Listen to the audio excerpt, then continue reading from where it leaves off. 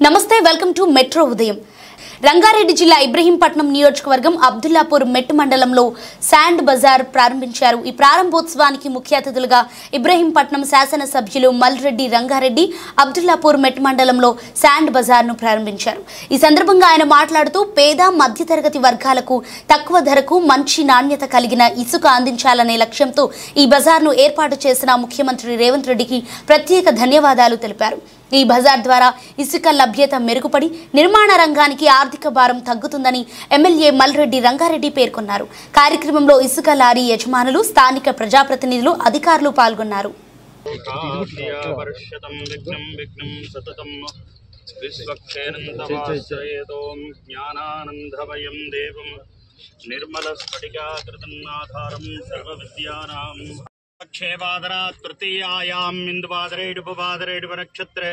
शुभ योगेडुपकरणा एवं विशेष विशिष्टायां सत्रे यजमान योगेन यजमानस्य वैनुल्ल गोत्रोद्भवस्य मल्रेड्डी रंगारेड्डी नवदेस्य तस्य धर्मपत्नी समेतस्य सह कुटुंबस्य मार्कण्डेयनुग्रह प्रसाद सिद्ध्यर्थं विशेष मंडप देवता पूजां च करिष्ये. ओम तदंगते జరగకుండా ప్రజలకు ప్రభుత్వమే ఇచ్చేటువంటి బృహత్తరమైనటువంటి కార్యక్రమం ఈ కార్యక్రమానికి ఇచ్చేసినటువంటి మా సోదరుడు మాజీ శాసనసభ్యులు చైర్మన్ ఈరోజు ఈ కార్యక్రమాన్ని ఇంత పెద్ద ఎత్తున ప్రారంభిస్తున్నామంటే ప్రభుత్వం ఏదైతే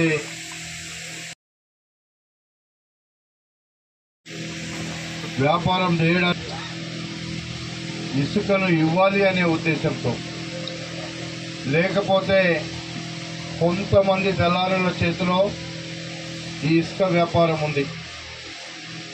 ఆ దళారుల చేతిలో మన ప్రజలకు ఇబ్బంది కావద్దు అనేటువంటి ఉద్దేశంతోనే ఈ కార్యక్రమాన్ని చేపట్టినాం.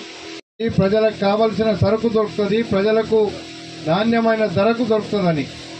కానీ అక్కడ వందల కోట్ల రూపాయలు ఎగ్గొట్టి ప్రజల మీద భారం వేసి ప్రభుత్వానికి మోసం చేసి ముగ్గురు నలుగురు వల్ల ఆ ప్రాంతమంతా రైతులు పంట పండించుకోకపోగా గ్రామాలలో ఊర్లన్నీ దాదాపు 7-8-10 ఊర్లలో బ్లాస్టింగ్ చేస్తే ప్రతి ఇల్లు పగిలిపోయే విధంగా బ్లాస్టింగ్ చేశారు.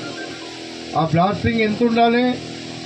చిన్న బ్లాస్టింగ్ ఉండాలి. దానికి కొంతమంది గతంలో అధికారులు వత్తాస పలికినారు. అధికార పార్టీ మేము రాకముందు అడ్డం పెట్టుకున్నారు. అడ్డం పెట్టుకొని ప్రజలను హింసించినటువంటి పరిస్థితి ఉంది. ఒకడైతే బీహార్ వాళ్ళని తీసుకొచ్చి గ్రామాలలో దండించినాడు. దానికి నేను కానీ ఆ రోజున్న కోమటిరెడ్డి వెంకటరెడ్డి ఎంపీ కానీ ఉంటే ఏం తప్పులేదు. కాబట్టి మేము ఈ కార్యక్రమం చేసింది ఎందుకు అంటే సామాన్య ప్రజలకు కూడా, ఇల్లు కట్టుకునే ప్రతి ఒక్కరికి కూడా సరసమైన ధరల కంటే ఎక్కువ అమ్మడానికి వీలు లేదు అనే ఉద్దేశంతో ఈరోజు ప్రభుత్వం ఏం లేదు.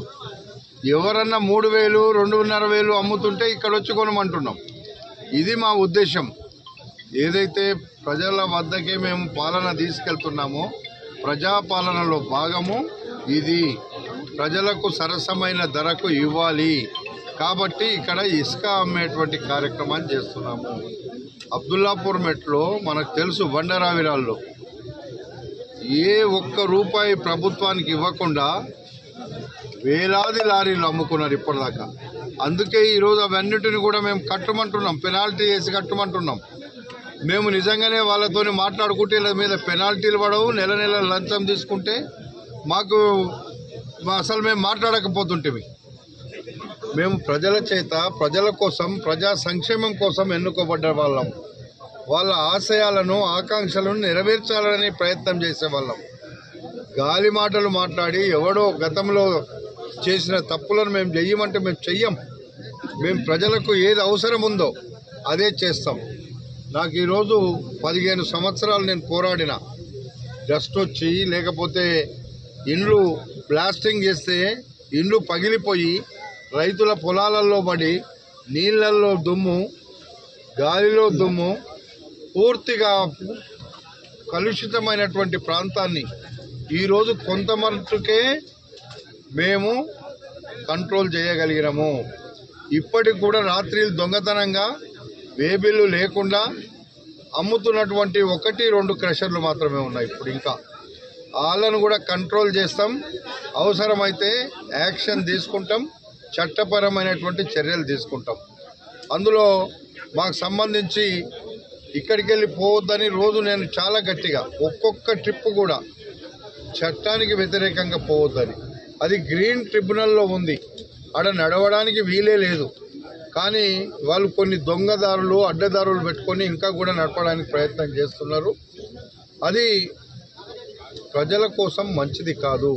మేము ఎంతసేపు ప్రజల కోసం ఆలోచిస్తాం కానీ ఒక వ్యక్తి కోసమో లేకపోతే ఒక వ్యవస్థ కోసమో మేము ఆలోచించాం.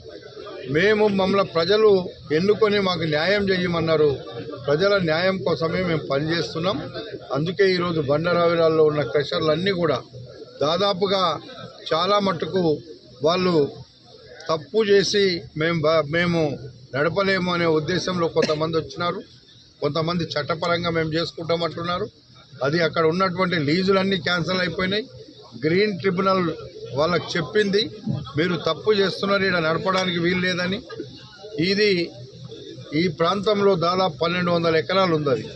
ఆ 1200 ఎకరాలను రాబోయే రోజుల్లో మైనింగ్ ఇవ్వకుండా పూర్తిగా అది ఈ ప్రాంత ఉద్యోగాలు వచ్చేదానికోసం, ఈ ప్రాంత ప్రజలకు అవసరం వచ్చేదానికోసం ఆ 1200 ఎకరాల భూమిని వాడుకోవడానికి నేను ముఖ్యమంత్రి గారికి చెప్పినా దాని గురించి ఆలోచిస్తాను.